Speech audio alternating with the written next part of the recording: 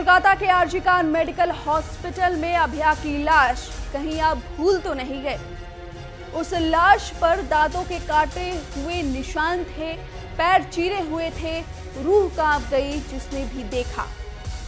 उसके पीछे संदीप घोष का नाम बताया जा रहा है, लेकिन अब एक खुलासा हुआ है कि संदीप घोष खुद किसी के इशारों पर ये सब कर रहा था। जी हाँ, उसके मोबाइल से कुछ ऐसे सबूत सामने आए हैं जिसे देखकर सीबीआई का माथा चकरा गया है। इस खुलासे को जानने के लिए हमें 9 अगस्त की सुबह से शुरुआत करनी होगी, जब अभया की लाश मिली। आरजीकर अस्पताल के सेमिनार हॉल में 6 बजे अभया की लाश मिलती है। 7 बजे तक पूरे अस्पताल के हर एक स्टाफ को पता चल जाता है कि अभया के साथ दरिंदगी हुई है, उसकी लाश वहां पर पड़ी हुई है। क्राइम सीन है, इसके बावजूद लोग वहां चप्पलों के निशान छोड़ रहे हैं, अभया के इर्द गिर्द जा रहे हैं। अब ये जानबूझकर किया गया, सबूतों के साथ छेड़छाड़ हुई।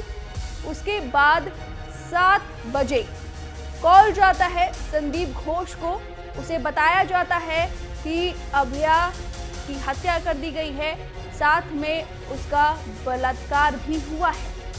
फिर संदीप घोष व्हाट्सएप पर फोटो मंगवाता है अभया की। उसके बाद 7 बजे से 8 बजे तक 1 घंटे लगे उसे अस्पताल पहुंचने में, जबकि उसके घर की दूरी अस्पताल से 15 मिनट की है। और उस दौरान लगातार संदीप घोष को कॉल आ रहा था। उस कॉल पर उसे कुछ कहा जा रहा था। क्या कहा जा रहा था? क्या वो प्लानिंग बताई जा रही थी? संदीप घोष किसी के इशारे पर काम कर रहा था। और जब 8 बजे पहुंच जाता है, यानी कि 6, 7, 8, 6 बजे लाश मिलती है, 7 बजे स्टाफ को पता चलता है, 8 बजे 3 घंटे बाद उसके बाद संदीप घोष आता है। संदीप घोष के आने के बाद पुलिस बुलाई जाती है। पुलिस आती है और फिर पूरे मामले को देखती है। उसके बाद 10 बजे करीब अस्पताल से फोन जाता है अभया के माँ बाप को। अभया के माँ बाप को 3 बार झूठ बोला जाता है। पहले झूठ में कहा जाता है कि आपकी बच्ची बीमार हो गई है।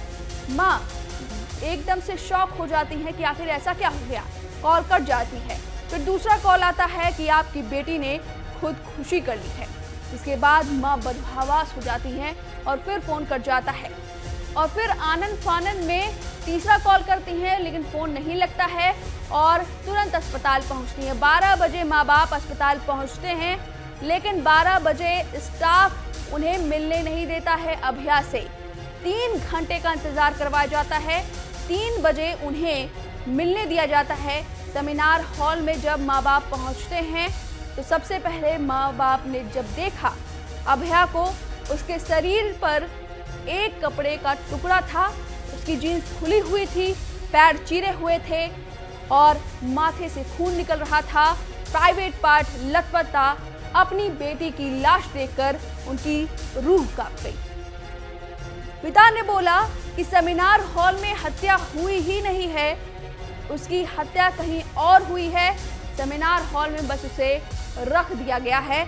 उन्होंने तुरंत आरोप लगाया, साथ में ये भी कहा कि सबूतों के साथ छेड़छाड़ हुई है। उसके इर्द गिर्द सारे सामान सजाए हुए लग रहे थे, जबकि 7 बजे जैसा कि फुटप्रिंट मिले हैं लोगों के, वहाँ चप्पलों के निशान, पैरों के निशान पाए गए हैं। लोग इर्द गिर्द वहाँ जा रहे थे, लेकिन जब माँ बाप पहुँचते हैं 3 घंटे के इंतजार के बाद, तो उन्हें सेमिनार हॉल सजाया हुआ मिलता है। और सीबीआई की रिपोर्ट में भी ये बात कही गई है।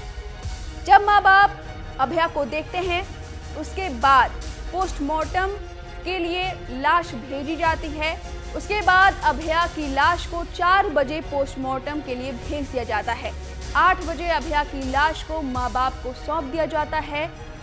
फिर जब माँ बाप मिल लेते हैं तो 4 बजे उसी आरजीकर अस्पताल में अभया का पोस्टमार्टम किया जाता है। आखिर उसी अस्पताल में पोस्टमार्टम क्यों किया गया अभया का?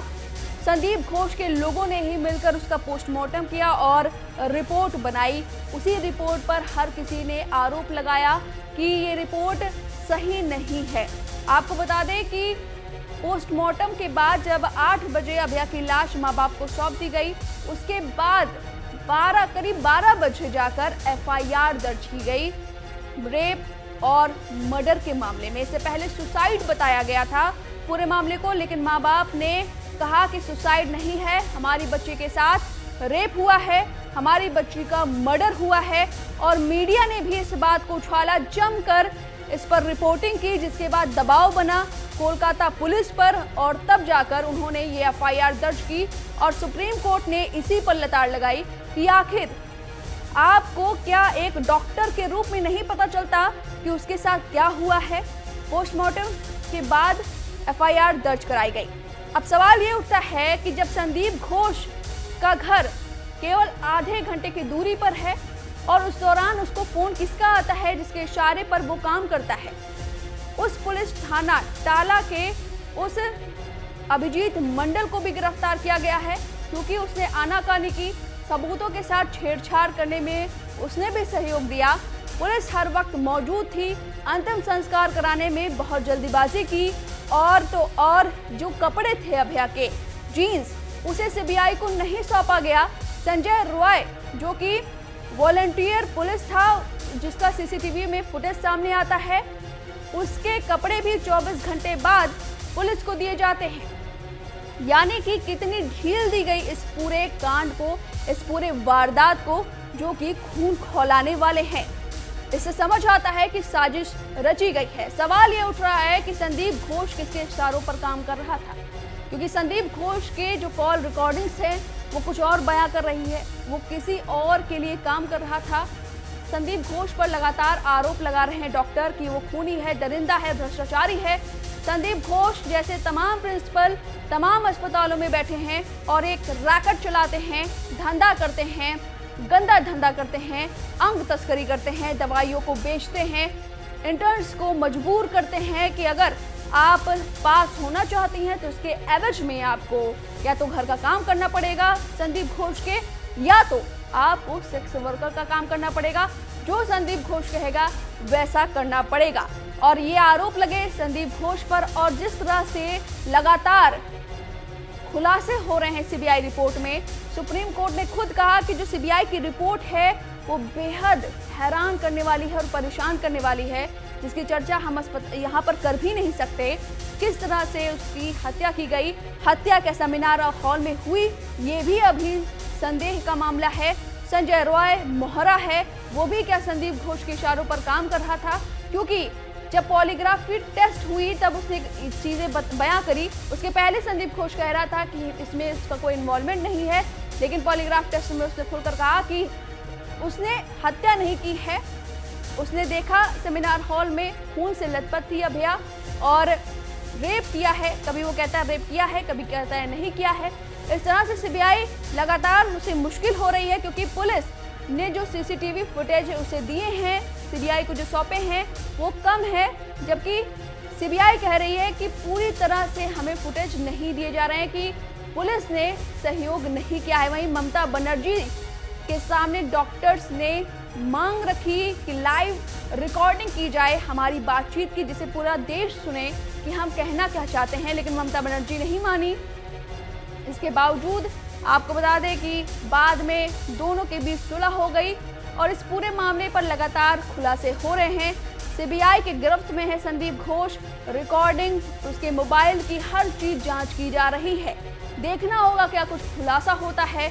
संदीप घोष के ऊपर भी लोग पकड़े जाते हैं, क्योंकि ये अब मामला छोटा नहीं रहा, ये बात तो तय है। फिलहाल इस खबर पर आपकी जो भी राय है हमें कमेंट करके जरूर बताएं। न्यूज नेशन अब व्हाट्सएप पर खबरों के ताजा अपडेट के लिए न्यूज नेशन के इस क्यूआर कोड को स्कैन करें।